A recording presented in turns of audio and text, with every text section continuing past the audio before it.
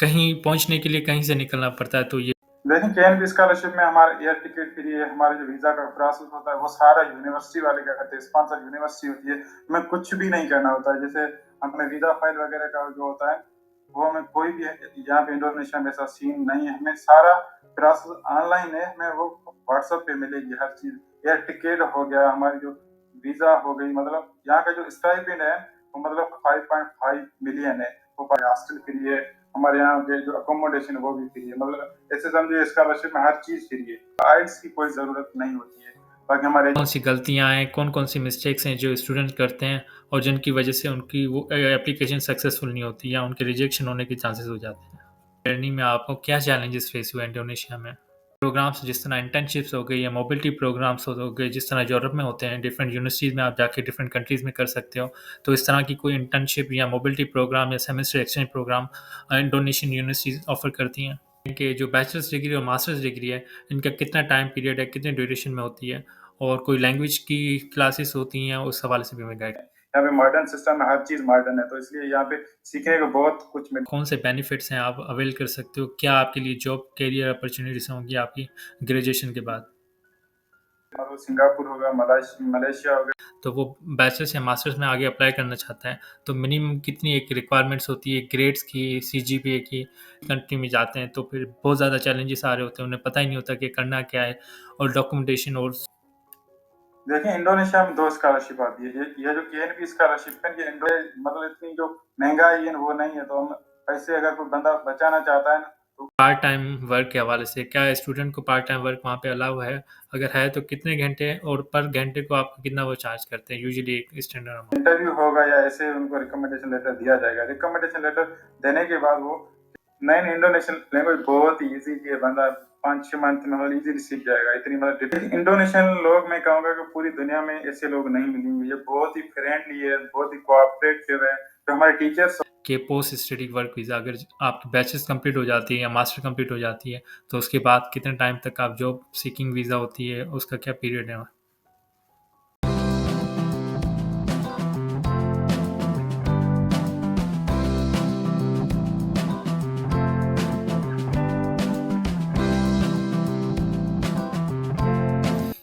Hello, welcome back to Gulshan in Europe channel. दोस्तों, आज का पॉडकास्ट बहुत ही कमाल होने जा रहा है। हम बात करने जा रहे हैं एशिया का वो कंट्री जिसमें टूरिज़्म भी बहुत ज़्यादा है, अपॉर्चुनिटीज़ भी बहुत ज़्यादा हैं, और वहाँ की एजुकेशन वो भी फ्री है बिल्कुल ही। जी हाँ, बिल्कुल हम बात करने जा रहे हैं इंडोनेशिया के हवाले से। और सबसे अहम बात, हमारे साथ आज एक स्पेशल गेस्ट हैं जो अभी वहाँ पे फुली फंडेड स्कॉलरशिप पे पढ़ रहे हैं। आज उनसे हम जानेंगे कि कैसे इंडोनेशिया में अप्लाई कर सकते हैं बैचलर्स और मास्टर डिग्री के लिए, और कैसे स्कॉलरशिप अवेल कर सकते हैं, कौन-कौन सी स्कॉलरशिप्स हैं, क्या रिक्वायरमेंट्स हैं, और ओवरऑल क्या-क्या चीज़ें हैं जिसका हमें ख्याल करना है अपनी एप्लीकेशन में, और भी बहुत कुछ जानते हैं। आइए उनसे मिलते हैं। Welcome dear, please introduce yourself. जी थैंक यू डियर। मेरा नाम कीमत राय सुजानी है। बेसिकली मैं छात्रों थरपारकर से हूँ। मैंने मेट्रिकुलेशन एंड इंटरमीडिएट मैंने गवर्नमेंट हाई स्कूल छात्रों से किया है। उसके बाद मैंने सिंध यूनिवर्सिटी से BS कॉमर्स किया है। उसके बाद मैंने अभी KNB स्कॉलरशिप पे मास्टर कर रहा हूँ, master in management science, university of Atma Jaya Yogyakarta. Nice, nice, thank you for having here. अब मुझे बताएँ कि सबसे पहले ये क्वेश्चन आता है कि व्हाई इंडोनेशिया? लाइक अगर कोई स्टूडेंट इंडोनेशिया के लिए सोच रहा हो तो क्यों सोचे? इसके हवाले से हमें थोड़ा गाइड करें कि इंडोनेशिया में क्या-क्या चीज़ें हैं जो आपको वहाँ पे अट्रैक्ट की हैं? देखिए इंडोनेशिया में एक तो पहली बात है, ये जो हमारी स्कॉलरशिप है KNB स्कॉलरशिप, ये तो फुली फंडेड स्कॉलरशिप में इसमें कोई भी ना बैंक स्टेटमेंट की जरूरत होती है, ना जो हमारी इटली में यूनिवर्सिटीज की एप्लीकेशन फीस होती है, ना तो इसमें कोई एप्लीकेशन फीस है। टोटली फुली फंडेड है, ना हमें कोई वीजा फाइल करना होता है, टोटली ऑनलाइन प्रोसेस होता है। इसमें जो KNB में जो स्पॉन्सर होती है वो KNB खुद होती है और हमारी यूनिवर्सिटीज होती है, जो हमारा सारा प्रोसेस होता है, मतलब वही कहते हैं, हमें कुछ भी नहीं करना होता है। और ये तो टोटली फुली फंडेड स्कॉलरशिप है। और देखा जाए तो इंडोनेशिया क्यों मतलब चूज किया मैंने, इंडोनेशिया एक तो ब्यूटीफुल कंट्रीज है, और उसके देखते हैं हमें यहाँ पे कोई बैरियर होता है, लैंग्वेज लैंग्वेज बैरियर होगा जैसे चाइना में होता है, चाइनीज लैंग्वेज तो बहुत ही मुश्किल होती है, तो यहाँ की लैंग्वेज भी वो बहुत इजी है, और मतलब कंट्री भी अच्छा है, यहाँ का एजुकेशन सिस्टम है वो भी बहुत अच्छा है, इसलिए मतलब मैं सजेस्ट करूंगा कि अगर कोई मास्टर और पीएचडी के लिए या बैचलर के लिए अप्लाई करना चाहता है, वो इंडोनेशिया बेस्ट कंट्री है और मॉडर्न एजुकेशन सिस्टम है। Thank you so much. Further अब हम बात जी करते जी। हैं रिक्वायरमेंट्स के हवाले से कि अगर किसी ने इंटरमीडिएट कंप्लीट किया है या बैचलर्स कंप्लीट किया है, तो वो बैचलर्स या मास्टर्स में आगे अप्लाई करना चाहता है, तो मिनिमम कितनी एक रिक्वायरमेंट्स होती है ग्रेड्स की, सीजीपीए की? इस हवाले से हमें थोड़ा गाइड करें। अगर हम देखें, हम केएनबी में ये होता है बैचलर मास्टर पीएचडी। हम बैचलर पे आते हैं, बैचलर में एज होनी चाहिए 21 ईयर्स और वो होना चाहिए, इंटरमीडिएट होना चाहिए। और हम आते हैं मतलब मास्टर के लिए बीएस डिग्री होनी चाहिए बैचलर की। और आई थिंक सीजीपी अगर 3 सीजीपी है तो काम हो जाएगा, मसला नहीं है। अब हम बात करते हैं कि केएनबी स्कॉलरशिप के बेनिफिट्स क्या हैं, और एक न्यू स्टूडेंट है उसके लिए लाइक यूजुअली हम किसी भी कंट्री में जाते हैं तो फिर बहुत ज़्यादा चैलेंजेस आ रहे होते हैं, उन्हें पता ही नहीं होता कि करना क्या है, और डॉक्यूमेंटेशन और सो मैनी स्ट्रगल होती है। तो अब हमें गाइड करें कि केएनबी की स्कॉलरशिप कितनी मिलती है और इसके बेनिफिट्स के हवाले से। लेकिन केएनबी की स्कॉलरशिप हम पीकेआर में बात करें तो 95,000 हमें देते हैं पर मंथ। उसमें आई थिंक 40,000 तक हमारा यहाँ का खर्चा हो जाता है। उसके बाद अगर बंदा सेव करना चाहता है तो 50,000 तक कर सकता है इजीली। और यहाँ पे हम जब पहुंचते हैं तो हमें केएनबी वाले एक गाइडर देते हैं, वो हमें एयरपोर्ट पे मतलब वहाँ पे लेने आता है। उसके बाद हॉस्टल का रूम हो गया, अकोमोडेशन हो गई, ये जो सारा प्रोसेस हमें मतलब वही करके देते हैं यूनिवर्सिटी वाले। जो हमें गाइडर मिला होता है वो हमें हेल्प करता है इसमें। और आपकी इस स्कॉलरशिप में लाइक ये स्टाइपेंड, इसके अलावा स्कॉलरशिप में क्या क्या चीज़ें कवर हैं? देखिए यहाँ पे हमें 95,000 देते हैं और इसमें अलावा मतलब हमारी वीजा फ्री है, हमारा एयर टिकट फ्री है, हमारे हॉस्टल फ्री है, हमारे यहाँ के जो अकोमोडेशन है वो भी फ्री है। मतलब ऐसे समझिए स्कॉलरशिप में हर चीज फ्री है। और एप्लीकेशन फ़ीस और आपकी सेमेस्टर फ़ीस हर चीज़ वेव हो जाती है। हम्म। That's nice. जी जी इट्स बिल्कुल, इसमें मतलब हमें कुछ भी नहीं देना होता है, हर चीज फ्री होती है। एक अच्छी बात यह है हमें एयर टिकट भी मिलती है, और आई थिंक दूसरी कंट्री वाले नहीं देते हैं। एग्जैक्टली ये मोस्ट ऑफ द कंट्रीज ये don't offer the air tickets to any students. Thank you thank you so much. Further अब हमें बताएं कि इंडोनेशिया में सारी यूनिवर्सिटीज स्कॉलरशिप देती हैं, अगर देती हैं तो कौन कौन सी स्कॉलरशिप्स आती हैं? देखिए इंडोनेशिया में 2 स्कॉलरशिप आती है। ये जो केएनपी स्कॉलरशिप है ये इंडोनेशियन गवर्नमेंट की स्कॉलरशिप है। और दूसरी जो स्कॉलरशिप आती है ना वो यूनिवर्सिटी बेस्ड स्कॉलरशिप आती है। उसमें सारा कुछ होता है वो यूनिवर्सिटी करती है। इस केएनपी स्कॉलरशिप सिर्फ केएनपी करती है। Nice, thank you. फर्दर अभी हमें बताएं कि कब बेस्ट टाइम है कैन बी स्कॉलरशिप को अप्लाई करने के लिए, और क्या उनका रिक्वायरमेंट्स है, क्या क्राइटेरिया है? देखिए केएनपी 17 फरवरी से लेकर 7 मार्च तक, मतलब आज से मतलब कल से शुरू हो गई है हम्म। केएनपी में। मतलब हम केएनपी का प्रोसेस ये होता है, हमें पहले जो इंडोनेशियन एम्बेसी होती है ना कराची और इस्लामाबाद से हमें रिकमेंडेशन लेटर लेना होता है। रिकमेंडेशन लेटर मतलब लेने के बाद हमें जो आगे ऑनलाइन प्रोसेस होता है केएनपी के पोर्टल पे वो बाद में होता है। ओके फर्दर और इनकी क्या रहे लाइक मेजर कोई रिक्वायरमेंट्स हैं, लाइक अगर इंग्लिश प्रोफिशिएंसी के हवाले से बात करें तो आइल्स की जी जी जी। रिक्वायरमेंट या किसी और की रिक्वायरमेंट है, या सिर्फ हमारे वो बैचलर्स डिग्री में हमें जो प्रोफेशन सर्टिफिकेट मिलता है जी उसी पे जी हो जाता है? जी जी, मैं ये सारा बताता हूँ। इसमें जो रिक्वायरमेंट्स होती है, जैसे हमारी जो मैं पूरी डॉक्यूमेंटेशन बताता हूँ। जैसे हमारा पासपोर्ट हो गया, सीवी हो गई, जो हमारा इंग्लिश प्रोफिशिएंसी सर्टिफिकेट होगा, इसमें आइल्स की कोई जरूरत नहीं होती है। बाकी हमारे एजुकेशनल जो जो डॉक्यूमेंट हो गए, बाकी इसमें दो रिकमेंडेशन लेटर चाहिए होती है जो हम यूनिवर्सिटी से लेते हैं, प्रोफेसर से। ऐसे फर्दर हम अब बात करते हैं क्या कौन कौन से डॉक्यूमेंट्स हैं जो हमें रिक्वायर्ड होते हैं के एन बी स्कॉलरशिप या इंडोनेशिया में अप्लाई करने के लिए? जी। देखिए केएनपी का प्रयास ये होता है, हमें पहले हम इंडोनेशियन एम्बेसी से रिकमेंडेशन लेटर लेना होता है, या कराची हो गई या इस्लामाबाद हो गई। उसमें जो डॉक्यूमेंट रिक्वायरमेंट है वो हमारी पासपोर्ट हो गया, सीवी हो गई, जो सारे हमारे एजुकेशनल डॉक्यूमेंट है वो हमें सारे चाहिए। लेकिन लास्ट ईयर हमने जब अप्लाई किया तब मतलब हमने कोई भी हमारे डॉक्यूमेंट अटेस्टेड नहीं थे। इस साल उन लोगों ने प्रोसेस चेंज किया है, हमारे जो भी डॉक्यूमेंट है ना वो मुफ्त तक अटेस्टेड होनी चाहिए। उसके साथ हमारा हेल्थ सर्टिफिकेट होगा। फर्दर अब हमें बताएं कि जी। इस के एन बी की स्कॉलरशिप में क्या क्या चीज़ें इंक्लूड हैं, लाइक आपके मील और क्या क्या चीज़ें आपकी इंक्लूड है और कितना आपको वो स्टाइपेंड देते हैं? देखिए केएनपी स्कॉलरशिप में हमारा एयर टिकट फ्री है, हमारा जो वीजा का प्रोसेस होता है वो सारा यूनिवर्सिटी वाले क्या करते हैं, स्पॉन्सर यूनिवर्सिटी होती है। हमें कुछ भी नहीं करना होता है। जैसे हमें वीजा फाइल वगैरह का जो होता है वो हमें कोई भी यहाँ पे इंडोनेशिया में ऐसा सीन नहीं है। हमें सारा प्रोसेस ऑनलाइन है, हमें वो व्हाट्सएप पे मिलेगी हर चीज। एयर टिकट हो गया, हमारी जो वीज़ा हो गई, मतलब यहाँ का जो स्टाइपेंड है वो मतलब 5.5 मिलियन है। वो पाकिस्तानी होते आई थिंक 9500 होते हैं पाकिस्तानी। तो हमें 95। मतलब हर चीज़ यहाँ पे फ्री है। It's a great amount. और आपकी अकोमोडेशन और मील भी इंक्लूड है? जी, जी, बिल्कुल हर चीज़ फ्री है। हम्म। हॉस्टल हो गई, अकोमोडेशन हो गई, हर चीज़ फ्री है और ये इतना स्टाइपेंड है। मतलब यहाँ पे ये मतलब इतनी जो महँगाई है वो नहीं है, तो हम पैसे अगर कोई बंदा बचाना चाहता है ना, तो वो भी आई थिंक 50 टू 60 मतलब कि वो सेव कर सकता है इज़िली। That's nice. मतलब कि आप अपना सेविंग भी कर सकते हो इसके अलावा।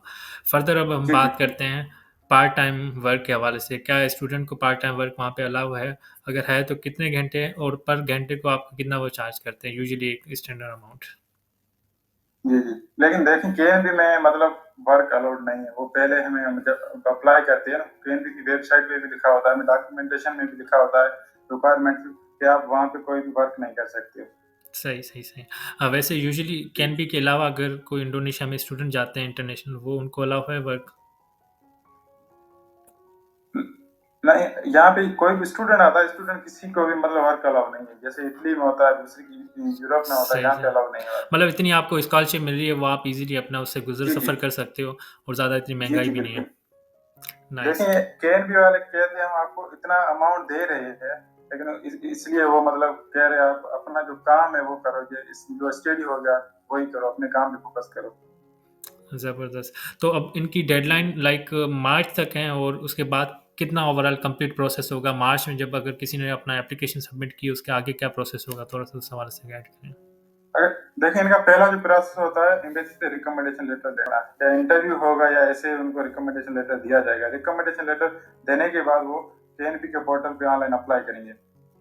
अच्छा, और उसके बाद जब अप्लाई कर लेंगे, उसके बाद कितने मंथ लगते हैं उनका डिसीजन आने में, और डिसीजन होने के बाद आप कब जाके लाइक सितंबर इनटेक तक आप यहाँ पे इंडोनेशिया होंगे? देखिए इसका जो रिजल्ट आता है आई थिंक जुलाई में आता है, जुलाई, हाँ जी, जुलाई में आता है। तो उसके बीच में जो होता है वो प्रोसेस आपका चलता रहेगा। बीच में आपकी यूनिवर्सिटी पर शॉर्ट लिस्ट करेगी, उसके बाद आपके इंटरव्यूज होंगे, वो सारा प्रोसेस होता है। बीच में जो 3-4 मंथ होते हैं उसमें चलता ही रहेगा। जो फाइनल डिसीजन उनका वो रिजल्ट आएगा वो जुलाई में आएगा। ओके। फर्दर अब हम बात करते हैं कि जो बैचलर्स डिग्री और मास्टर्स डिग्री है, इनका कितना टाइम पीरियड है, कितने ड्यूरेशन में होती है, और कोई लैंग्वेज की क्लासेस होती हैं, उस हवाले से भी हमें गाइड करें। देखिए यहाँ पे जो बैचलर की जो पूरी डिग्री होती है 5 साल की होती है। 5 साल की इसलिए होती है क्योंकि जो 1 साल होता है ना पहले वो हमें इंडोनेशियन लैंग्वेज भाषा वो पढ़ाते हैं। और मास्टर के लिए 3 साल का मास्टर होता है। 1 साल मतलब लैंग्वेज पढ़ाते हैं, 2 साल का हमें वो पढ़ाते हैं, हमारा मेजर होता है मेजर पढ़ाते हैं।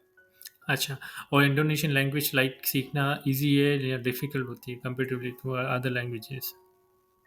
नहीं, नहीं, इंडोनेशियन लैंग्वेज बहुत ही ईजी है, बंदा 5-6 मंथ में मतलब इजीली सीख जाएगा। इतनी मतलब डिफिकल्ट नहीं है। लिखने में इंग्लिश जैसी है, बाकी बोलने में भी इतनी मुश्किल नहीं है, इजी है। और जो इंडोनेशियन वहाँ के लोग हैं, वो कैसे हैं? फ्रेंडली हैं या थोड़े से रूड हैं, या किस तरह से हैं?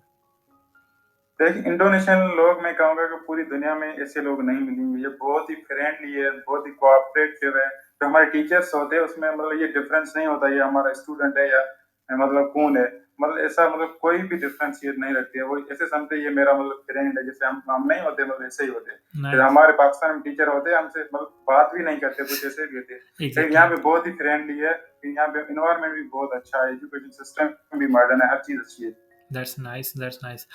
फर्दर अब हम बात करते हैं कि पोस्ट स्टडी वर्क वीज़ा, अगर आपकी बैचलर्स कंप्लीट हो जाती है या मास्टर कंप्लीट हो जाती है, तो उसके बाद कितने टाइम तक आप जॉब सीकिंग वीज़ा होती है, उसका क्या पीरियड है? देखिए इन्हें क्या हमारे केएनबी का यही है कि अगर आप इंडोनेशिया आए हो तो आपको दोबारा पाकिस्तान जाना होगा। मतलब आपकी जो एजुकेशन है कंप्लीट करने के बाद यहाँ पे मतलब बाद में अगर बंदा आता है तो आ सकता है, लेकिन जो हमारी जो स्टडी जो हमारा जो प्रोग्राम होता है उसके बीच में ना जॉब कर सकता है ना दोबारा उसके मतलब वो वीजा को बढ़ा सकता है। मतलब ये एक हम ड्रॉप जी, बैक बोल सकते हैं कि इंडोनेशिया में स्टडी करने का। जी, जी, अच्छा। जी, जी, बिल्कुल। फर्दर अब हमें बताएँ कि आपकी ओवरऑल जर्नी में आपको क्या चैलेंजेस फेस हुए इंडोनेशिया में?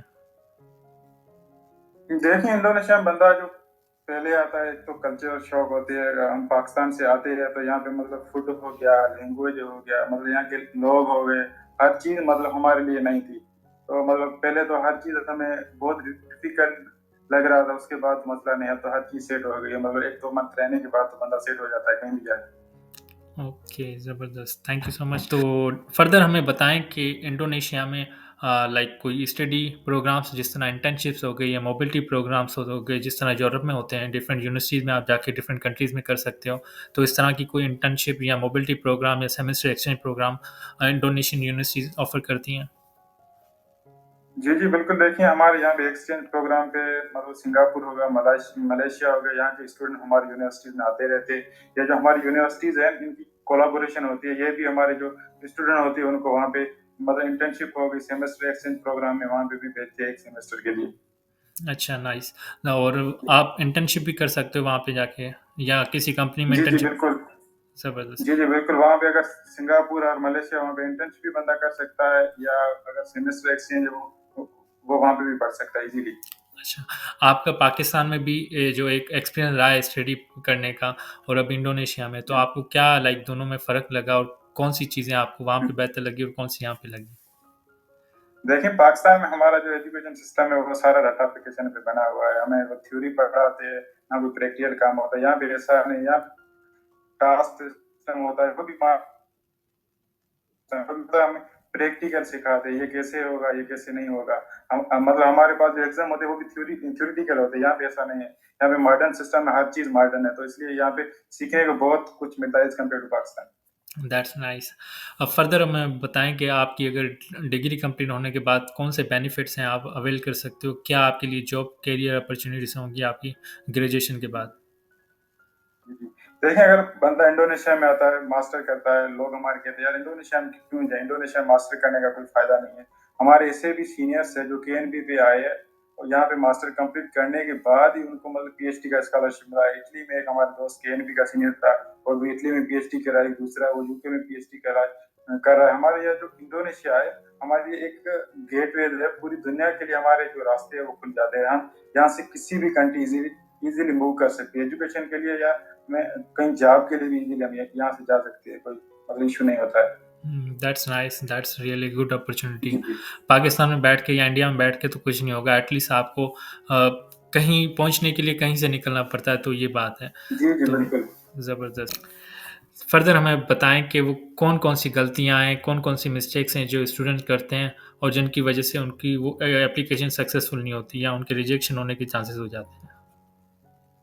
देखिए, हमारे स्टूडेंट क्या करते हैं, वो पहले अपनी प्रोफाइल नहीं देखते, मतलब प्रोफाइल देख के यूनिवर्सिटी चूज़ करे। प्रोफाइल के हिसाब से यूनिवर्सिटी उस रैंक में रखनी चाहिए। लेकिन ये जो हमारे लोग होते हैं, केएनपी स्कॉलरशिप को मतलब कम ही समझते हैं, इसलिए वो मतलब ऐसे ही अप्लाई करते हैं, वो यूनिवर्सिटी कोई हाई रैंक रखते हैं, तो इसलिए रिजेक्ट हो जाते हैं। मैं कहूँगा, तो मैंने भी ऐसे ही किया था। मैंने जो यूनिवर्सिटी रखी थी, वो मैंने नॉर्मल नॉर्मल रैंक की रखी थी, मिड तो रेंज मेरी में सिलेक्शन हो गई। जी, सही। जी, मिड रेंज में रखनी चाहिए यूनिवर्सिटी। लेकिन इसमें मैं बात करूँगा कि हमें जो यूनिवर्सिटी की चॉइस होती है, केएनबी में 2 रखनी होती है, 2 चॉइस, और हमें 2 प्रोग्राम रखने होते हैं। सही। तो इसमें ओवरऑल क्या लाइक क्राइटेरिया होता है? सीजीपी पे ये आपकी प्रोफ़ाइल जज की जाती है या कुछ और चीज़ होती हैं जो लाइक क्या चीज़ होती हैं? इस हवाले से बताएँ कि स्कॉलरशिप में आपके चांसेस बढ़ा सकती है वो चीज़?